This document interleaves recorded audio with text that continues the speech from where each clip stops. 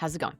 Today I'm talking about what should training and mileage look like between races. This is Running to the Castle, a podcast for injury-prone RunDisney runners on a journey to running magical miles. Join me, Dr. Allie, as I share the secrets I've gathered as a runner, doctor of physical therapy, and coach. You'll learn the exact ways I get my clients to the castle strong without feeling broken or held together with KT tape as they cross the finish line. I got this question in my Instagram DMs, runDisney DPT, if you have a question. I am quickest to respond to questions there. I do get them in email, which is great. I love when you respond to email. But if you're like, what is taking so long? I will say DMs is faster. So got this question. What should training/mileage look like between races? I did the marathon. And I'm doing Wine and Dine. Training for that starts in June. What should my long runs look like until then? So I am going to answer this. I'm also going to answer just between multiple races. So in general, you want to maintain enough mileage that you aren't starting completely over, right? Because you know me, I recommend actually going from a 0 to 5K before starting training for another race that's not a 5K. Now, of course, if you're doing a 5K and that's the longest distance you're doing, you do the 0 to 5K and you keep going with that. But all of my training plans beyond a 5K, so 10K, 10 miler, half marathon, 2-course challenge, 3-course springtime surprise challenge, marathon, goofy, and dopey, they all start at a 5K.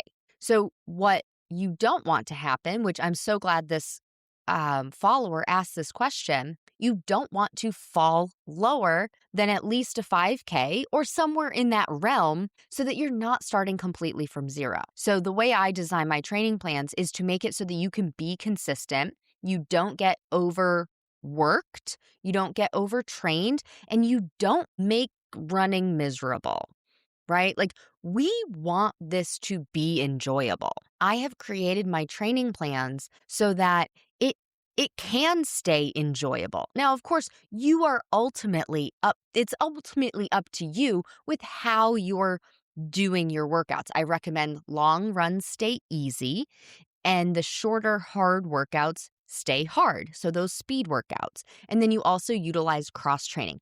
By mixing up all of those different workouts, the chances of you falling off training because you A, get injured, or B, just feel like this is a chore as opposed to something you want to do, the chances are low, right? Like, I am not a runner first, so to speak. So meaning my sports growing up, running was our punishment. Like, nobody wanted to run. I told this story yesterday. Actually, I got interviewed for the Mile 20 Mindset with Alan Maldonado yesterday at the time of recording this. And one of the things that I talked about was how when I started running, like, I wasn't a runner growing up. Like, I didn't get into cross training. I didn't get into cross country. I didn't get into track. I had coaches who wanted me to. My high school freshman gym teacher, Mr. Boucher, recommended that I join the track team for spring because I didn't have a spring sport. I was soccer and gymnastics. And he's like, oh, you should be a triathlete, like a tri-sport athlete. You should do track. And I thought about it and I was like, well, that sounds miserable. Like, just running sounds miserable. That was my thought process in those years. Running was my sports punishment. I ran the least amount that I needed to run.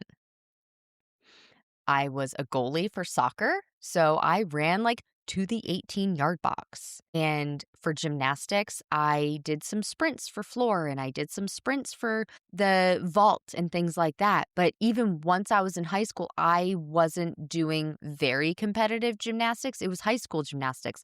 I didn't like the vault, so sorry, Buffy, but I purposely ran into the vault so that you wouldn't make me do it anymore. And so that I could just do floor and beam. Beam was my favorite. No running involved in that. And So that was my mindset with running. So I want running to stay enjoyable. And I used to think it had to be miserable. Like, everybody just feels miserable running is kind of the thought process I had.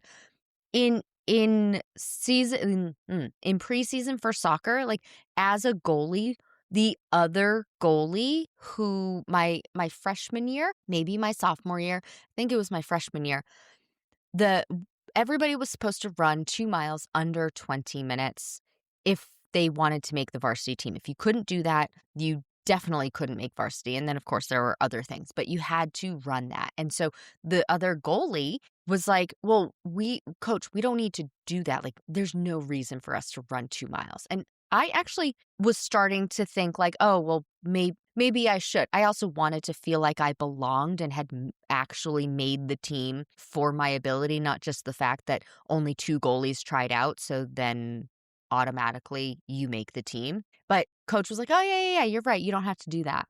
And so she was super proud of herself. She's like, oh, we don't have to do that. We got out of it. We can go do goalie stuff. And I was like, okay, cool. I kind of wanted to do that. But I also still didn't. But I more wanted to like feel like I belonged because I definitely did not feel like I belonged on the varsity team my freshman year. And they made it known that I did not belong, even though, little humble brag, I was pretty good. But we used, the other goalie, she probably was better. I honestly don't remember all of those details, but she was really good. So she was probably better, but we also had a seniority type thing. So she was a sophomore, junior, something when I was a freshman. So she was going to get the starting spot anyway. And I was the only freshman goalie that tried out. So I got placed on the freshman team. And then they pulled somebody for JV, and then I got moved up to JV, I think because she got hurt, and then they just like kind of pulled somebody and put them in goal. Long story short, it was just a whole sense of not feeling like I belonged as a freshman. And so I was like, well, this is one way I could make myself feel like I belonged because I actually made it with my abilities. Anyway, that's a long tangent. So that is to say, like, I want running for me and for you to be enjoyable. You don't have to be miserable. So I design my training plans to make it so that you can keep running for however long you want to, for years and years to come. So one of the ways that you keep things feeling good is try your best to not get out of shape. Try your best to not fall back into, okay, I'm not training for a race anymore. I'm not going to do anything. And then when it's time to train for a race again, I'm going to just start running again, start at a 5K.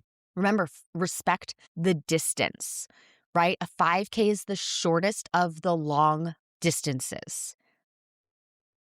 Even if it's just a fun run distance for most, places, they'll advertise, oh, we're having a fun run. It's a 5K. Fun stands for fundraiser. It doesn't mean anybody can do this distance. Respect the distance. So I'm so happy that this question was asked. What should you be doing? So right now, at the time of recording this, next week is Princess.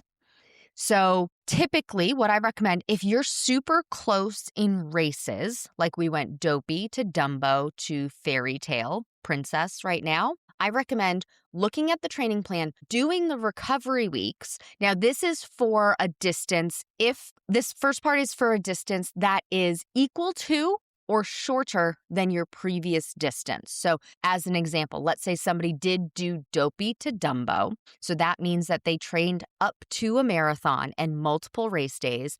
And then they went to Dumbo, which longest race for that is a half marathon. So that falls into this. A half marathon is shorter than a marathon. So this advice is for that situation. You go from Dopey to Dumbo by following the 2-week rest and recovery plan that's on my training plan. And then whatever that next week is, which it actually, I believe, was race week, you follow the Dumbo plan for that. So you do the 2 weeks rest and recovery, and then that third week is whatever is on the Dumbo plan. Same thing for Dumbo to Princess, as long as the race distance is equal or lesser. And if you did a half marathon as the longest distance at Disneyland, then you're doing Princess Fairy Tale Challenge. Yes, this is equal because it's half marathon and half marathon. Follow the 2-week rest and recovery, and then that 3rd week, whatever is on the plan for Princess, because there are like 3 weeks in between. So you would do the rest and recovery, and then that following week, you would be into race week. So it's easy miles, maybe it's walking, couple extra rest days. And then from Princess to Springtime, that again follows the rule of half of it's equal or lesser. So Springtime Surprise max distance is 10 miles. So let's say you're going from Fairy Tale Challenge 13.1 miles as the longest to Springtime Surprise Challenge 10 miles. You would do the 2 weeks of rest and recovery. And then that 3rd week, you can actually jump into where the Springtime Surprise training is. And it's an easy transition when it's equal to or less training miles for that race. So 13.1 to 10 miles. This would not work if you were doing 5K marathon weekend to 10K Disneyland weekend. It would not work if you did 10K Disneyland weekend to half marathon Princess weekend. That kind of training, you would have actually had to start earlier. I actually recommend training up. So when you're training, you train for the longest distance that is going to happen within that time frame, right? So let's say you are doing Disneyland to Princess. Because there's only 3 weeks around that, yes, you would start training earlier than you would for Princess, but you're basically following Princess half marathon or 2-course challenge training plan, even if you're doing a 10K for Disneyland. You basically would use that 10K at Disneyland kind of as another training run, but you would have done the longest run for Princess. Said another way, let's say you're doing Wine and Dine 2-course challenge and you're doing Dopey. Wine and Dine 2-course challenge training for this upcoming year is going to start June 15th. I know that one off the top of my head, so I can talk about this. And then Dopey training actually starts June 29th. So I actually recommend start training for Dopey like a week earlier, because you're going to have a couple of weeks off when you're recovering from Wine and Dine. So like my Stronger, Faster, Finisher clients, they don't know this yet because they probably haven't looked far enough in advance. But those that are doing Wine and Dine 2-course challenge and Dopey or Marathon or even Goofy, but I don't think anybody in my crowd is doing Goofy this year. I'm actually having them technically start training for those two June 8th. So even a whole week earlier to accommodate for the 2 weeks of rest and recovery at Wine and Dine. But that means that they're actually going to run more miles leading up to Wine and Dine than I normally would have them do were they not doing marathon weekend. Okay, gets a little complicated. If you want more information about that, send me a DM, runDisney DPT over on Instagram, and I can do a whole podcast episode about the thought process of that. But of course, specific guidance always is reserved for the clients that work one-on-one with me or in Stronger, Faster, Finisher, which technically still is one-on-one, just in a group setting. So you still get the one-on-one answers just in the crowd. We just don't set up one-on-one individual calls. It's the group, and it's fun group. We already have some inside jokes. Go eat a baked potato. And so anyway, with just finishing marathon, let's get back to the original question. Marathon to Wine and Dine. What should training look like? So I recommend keeping up the mileage that feels easy and comfortable for you. So I have some clients who in the past have liked to maintain 5 or 6 miles because that's a fun distance for them. It feels like they've gotten a workout. It feels like it was quote unquote worth it for them to go out for a long run like that. And they feel like they've maintained a good base. For me personally, I like to just maintain a 5K. That is a good distance for me. I do really like the 10K distance, so I will dabble in the future if I'm doing multiple half marathons. Maybe I'll stay trained up to a 10K instead of a 5K. But right now, I don't do that many races in a race year. Have you guys noticed that? I don't. I did Disneyland Halloween half marathon weekend. I did the 2-course challenge. Actually, I did the 5K as well. I did all 3 races. Then I did the 5K in January at Disneyland, and then I'm doing Springtime Surprise Challenge. I don't do them all. I don't seek out local races. I will in the future if I think I could potentially get a proof of time, but I'm not always training for something. I take my time. Like I said, I want to keep it enjoyable, and pushing, next, not enjoyable for me. So I have my relaxed periods and I have my training periods. I'm in the build phase, I'm in the training phase. I'm not always in training mode. And I do recommend that. However, I do know that so many people, the motivation to go and get the medal is what keeps them moving. So I get it, and I'll work with you to manage that, but we need to keep it, down to a point, right? So anyway, what should you do? So choose a mileage that is comfy for you. Let's say you like a 5-mile distance. I recommend after marathon weekend, take 2 to 3 weeks of that rest and recovery. If you did like dopey, I do recommend like 3 weeks.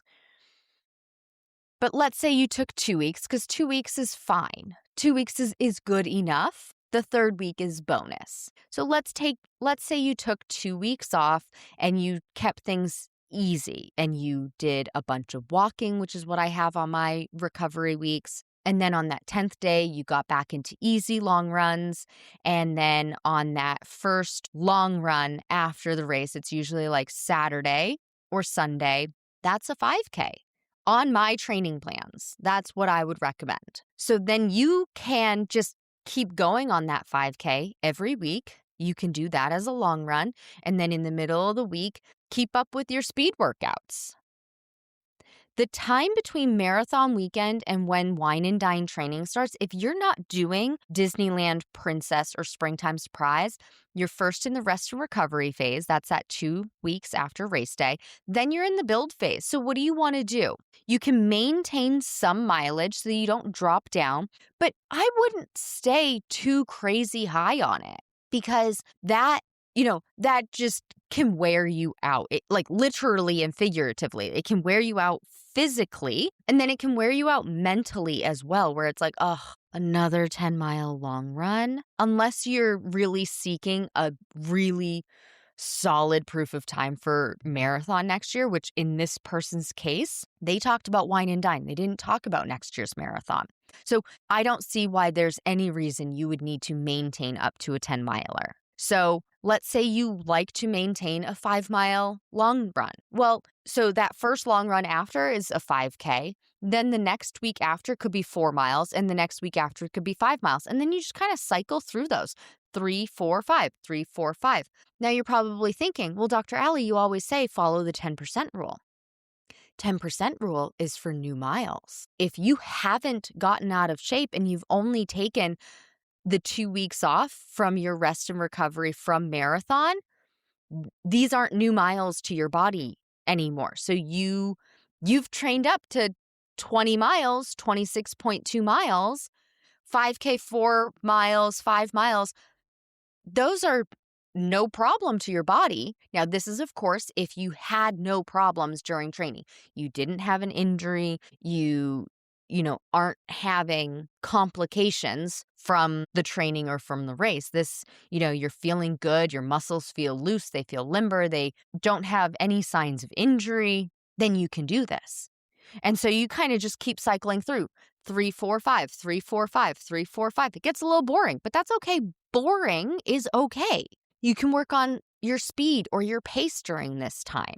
You could use those long runs to practice race pace during those workouts, because again, these aren't new miles for you. So you could do a long run not at an easy pace.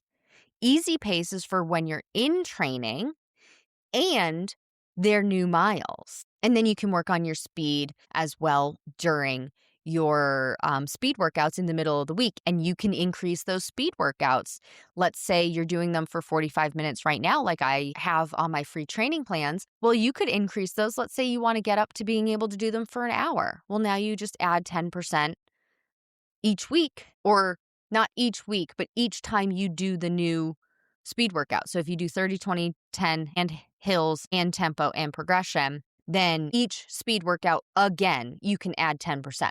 With the one warning, I don't see any reason to need to increase hills beyond 45 minutes. Unless you absolutely love them, hill workouts are so that you can improve your strength and speed to be able to go up and down the hills on race day, the overpasses and things like that. And you're not going to need to do those for 60 minutes. So why be miserable? Again, keeping things enjoyable. Like, let's do the least amount that we have to on that one, unless you are really loving hill workouts. I haven't met you yet. If you are a person who likes hill workouts, nobody I talk to loves them.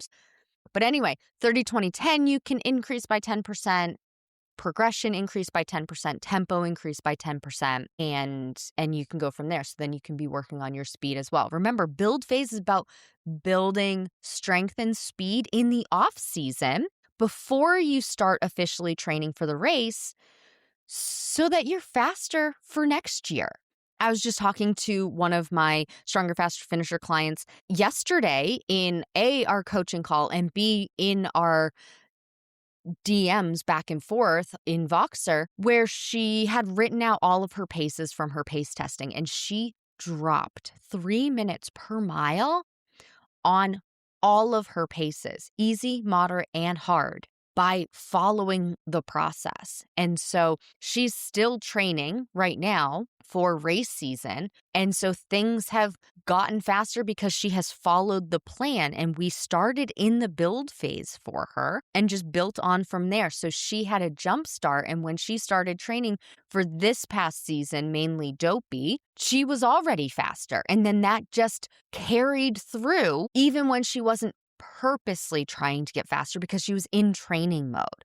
And I know this information because she actively shares this with me. I am a huge proponent that pace is not everything. Of course, we do need to maintain the pace so that we don't get swept. But I mentioned this on my call yesterday at Stronger, Faster Finisher. The paces that my clients have go in and out of my brain. I don't hold on to them because I am more concerned with, did you have fun and how did you feel at the end of your long run, at the end of your race? How are you feeling overall? I will celebrate the heck out of you when you say you got a PR, as long as it's not on a new long run. But if you're excited about a pace, if you're excited about a PR, I will celebrate the heck out of you.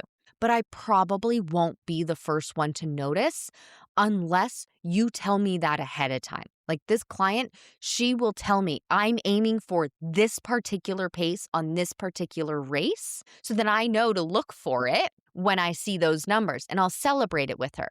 Otherwise, I need you to tell me, because I want to hear, how did you feel and did you have fun? Paces are not everything in my world. Of course, we need to maintain the pace to cross the finish line ahead of the balloon ladies and to be able to have time for character stops. And I will help you get there, but I'm not always paying attention to it in particular. And I would love to hear if you as a listener have these big wins. I will help celebrate the heck out of you. If you're a current client of mine, I will celebrate the heck out of you. And I want to know first, are you having fun and how are you feeling?